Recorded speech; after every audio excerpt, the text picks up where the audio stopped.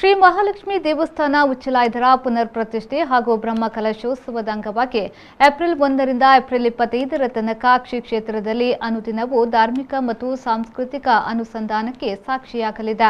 April 2 ಸಂಜೆ 5 ರಿಂದ ಬ್ರಹ್ಮ ಕಲಶ ಹಾಗೂ ಜೀರ್ಣೋದ್ಧಾರ ಸಮಿತಿಯ ಅಧ್ಯಕ್ಷರಾದ ನಾಡೋಜ ಡಾಕ್ಟರ್ ಜಿ ಶಂಕರ್ ಅವರು ಧಾರ್ಮಿಕ ಸಭೆಯ ಅಧ್ಯಕ್ಷತೆ ವಹಿಸಲಿದ್ದು, ಚಿತ್ರಾಪುರ ಮಠದ ಶ್ರೀ ವಿಧೇಂದ್ರ ತೀರ್ಥ ಪಾದಂಗಳವರ ದಿವ್ಯ ಸಾನ್ನಿಧ್ಯದಲ್ಲಿ ದೇಶ ವಿದೇಶದ ಗಣ್ಯರ ಉಪಸ್ಥಿತಿಯಲ್ಲಿ ಸಭೆಯು ಸಂಪನ್ನಗೊಳ್ಳಲಿದೆ.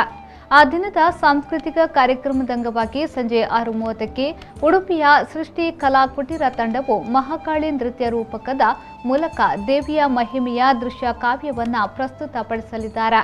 ಪರಮ ಪದ್ಮ ಕಲಾವಿದರು ಜನಪ್ರಿಯವಾದ ಶಿವ ಪುರ್ಸಾದ ಬಬ್ಬರ್ಯ ಎಂಬ ತುಳು ಜಾನಪದ ಐತಿಹಾಸಿಕ ನಾಟಕದ ಮೂಲಕ ಈ ನೆಲದ ಭವ್ಯ ಪರಂಪರೆಯನ್ನ ಸಾರಲಿದ್ದಾರೆ. ಬ್ಯೂರೋ ರಿಪೋರ್ಟ್ ವಿ4 ನ್ಯೂಸ್ ಉಚ್ಚಿಲ.